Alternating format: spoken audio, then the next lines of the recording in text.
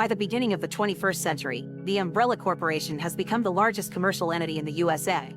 Most homes use their products, and they have great political and financial influence. What the world doesn't know is that besides working on computer technology and healthcare, the company also works on military technology, genetic experimentation, and viral weaponry. Underneath Raccoon City, Umbrella Corporation has a genetic research facility called the Hive. One day, a thief tries to steal a genetically engineered T-virus and breaks the test tube, instantly contaminating the entire place through the ventilation vents. This drives the dogs use for testing Matt. The facility's managed by an artificial intelligence called the Red Queen, and when her scans detect the contamination, she immediately activates the emergency protocol. The employees at first think it's just a fire drill, but soon they discover all doors are locked and they can't get out.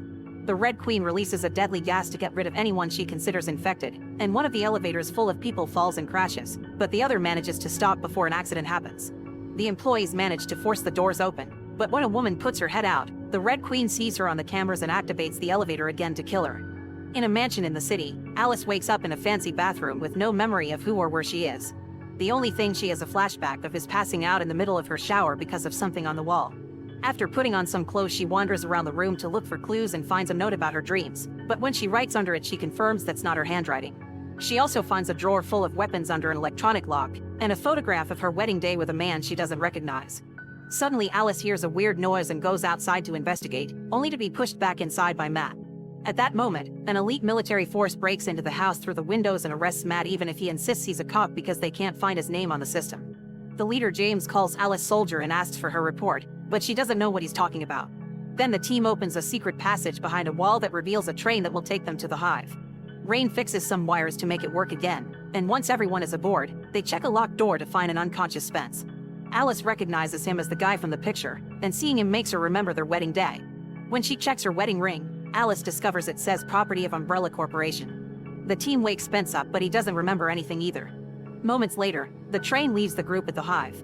Alice demands answers, thus James explains they all work for Umbrella Corporation and that the mansion works as an emergency entrance to the Hive. Spence and Alice are security operatives placed there to protect that entrance. Their marriage is fake and just part of their cover to keep the Hive secret. The house's security system released a nerve gas, but they don't know how long the side effects will last. This helps Alice remember that she was in the shower when a panel in the wall opened and knocked her out with the gas. The team uses special tools to force the emergency door open and breach the Hive, knowing that the Red Queen is watching them. Since the elevator is broken, the team takes the stairs and discovers some lab tags flooding the area, so they'll need to find an alternate route to the main system. James explains a few hours ago Red Queen locked the doors and killed all the employees, but they don't know why. Thus Umbrella Corporation sent the team to shut Red Queen down. Their conversation is suddenly interrupted when they find a body floating in the lab tags, which seems to disturb Matt in particular, and he swears he can hear weird noises coming from the ventilation shafts. Spence notices Alice is cold and lends her his jacket. When their hands brush, Alice sees memories of them getting frisky together as if their thing was real. Alice wonders if Spence remembers anything, but he answers he doesn't. Once the team finds a new route, they move on, and as soon as they leave, the body in the tag wakes up. Moments later, the team makes it to a room that is called Dining Room on the map, but they find mysterious machines instead, prompting Matt to point out that the corporation is probably keeping secrets down here. Alice peeks inside one of those weird machines and finds some kind of living organism, but James reminds her to move on. While a few agents stay with Matt in this room, the rest of the team makes it to the office outside Red Queen chamber. Chad uses a computer to bypass the defense system and opens a corridor to her chamber. James and a few agents take an electrical charge explosive to the chamber to shut down the Queen, but suddenly the doors get locked again. The Queen releases a laser defense system that begins killing all the agents in the corridor, and while at first James manages to save himself by jumping out of the way, the laser multiplies itself and kills him when he falls. Chad manages to shut down the defense system again and insists they should finish the job. Alice helps him get the explosive to the chamber, where the Red Queen appears as a holographic representation of the head programmer's daughter to try to stop them. Chad ignores her and activates the explosive, instantly shutting down the Queen but also the main source of power. A backup system turns on the emergency lights, but without the Queen's defenses, all doors are now open. While Chad begins working on rebooting the Queen, Matt, Rain, and JD hear some noises in the room. Rain goes to investigate and is surprised to find a survivor, but this person suddenly jumps on her and bites her hand. JD shoots at the legs and arms and nothing happens. Rain has to shoot at the head to finally put the survivor down. During the struggle, they drop the handcuff keys and Matt picks them up while pretending to check on the blood on the ground, which is coagulated. This shouldn't be possible because blood only does that when you're dead, meaning that survivor was a zombie.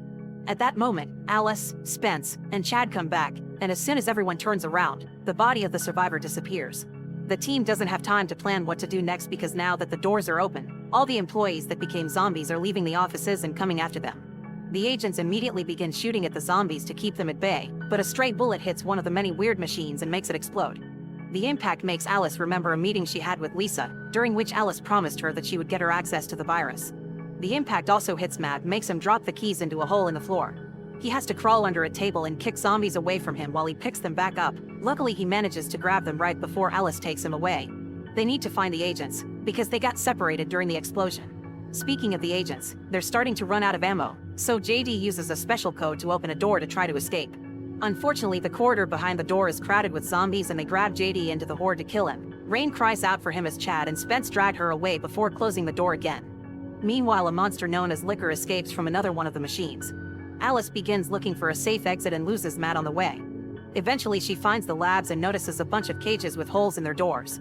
Soon she discovers the dogs have become zombies too and they're now here to attack her.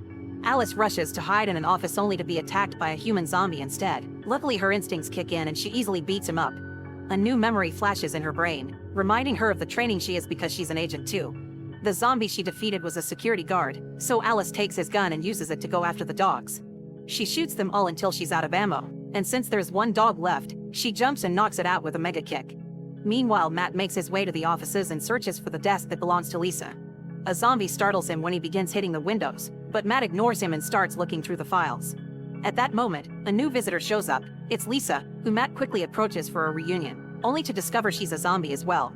Lisa tries to attack Matt, but suddenly Alice shows up and knocks her up with a heavy desk decoration. Seeing her face triggers the flashback again, and Alice remembers offering the virus and the access codes in exchange for a price. Matt explains that Lisa was his sister and that he isn't actually a cop. He got a fake ID to infiltrate the hive. The siblings knew that Umbrella Corporation was doing illegal research of the viral and genetic kind and they wanted to expose them to the press. Lisa was supposed to steal a sample of the virus with the help of a contact that would sell her the access codes, but she never made it. Matt thinks she was set up, and Alice wonders if she was the one that betrayed Lisa, but she doesn't tell Matt she was the contact. Afterward, Alice and Matt run to the Queen's chamber where the agents are currently hiding, closing the door behind them right before the zombies catch up. This office is a dead end because there are zombies behind every door, and Spence proposes they could wait here until backup arrives. Unfortunately, this isn't possible. The blast doors they pass through on their way in from the mansion close after an hour, so if they don't make it out before then they never will because containing the contamination is the top priority. Alice decides they should turn the Red Queen on again since she's the only one that knows how to get out of here. Chad hesitantly does as she asks and the Red Queen immediately gets in contact with them. She explains the T-virus was created with military applications in mind, and that it can reanimate dead bodies with a small electrical charge to the brain. These zombies only want to feed, and destroying their heads is the only way to kill them. The T-virus can be transmitted through blood transmission, meaning just a scratch or a bite is enough to become a zombie too. The Red Queen considers Rain to be infected and doesn't want to let her leave, making Rain furious, but Alice threatens with shutting down the Queen again if she doesn't help. The Queen reveals a hidden door into the maintenance tunnels. After a few minutes of wandering around, Spence feels like they're going in circles, but Rain reminds him this is the only route they have. Suddenly a bunch of zombies begins flooding the tunnels, and Alice fights them hand to hand while the rest of the group begins climbing on the pipes to get away. Rain freezes when she sees JD in the horde, but he turns out to be a zombie too and bites her, so Rain has to shoot him to kill him for good. Once everyone is up on the pipes, Alice tries to check Rain's wounds, but she swears she's fine. The group begins carefully walking on the pipes to find an exit while the zombies try to reach them from below. Rain, Matt, and Spence enter a tunnel safely, but when Alice and Chad are about to cross, the pipe breaks. Alice jumps and Matt and Space grab her just in time, pulling her back while she kicks the zombies away from her. Unfortunately, Chad falls in the middle of the horde, and while Alice shoots a few zombies to allow him to climb onto a different pipe, trying to save him would be too dangerous. Chad tells them to go without him, and after the group leaves, he considers ending things for himself. He changes his mind and uses his last bullet to shoot a zombie, telling the monsters they'll have to fight for their meal before crawling into a hole. Moments later, the group reaches the lab area with no issues, although they need to help Rain to walk as she begins to throw up. Alice freezes when memories flood her mind and remembers something extremely important. The scientists had made the virus but also a cure. She tells Matt she knows all this because she was going to steal the virus and she was Lisa's contact, but she isn't sure that she was the one that betrayed her too. Alice looks for the cure in a flooded office, but unfortunately all the containers are empty. Entering this area is triggering Spence's memory as well. He had been spying on Alice when she talked to Lisa and he learned she would betray Umbrella. On the day of the plan, he distracted Alice by convincing her to get frisky together. Then Spence left the note to make it look romantic, But while Alice slept, he sneaked into the hive to steal both the virus and the cure. He was the one that broke one of the test tubes.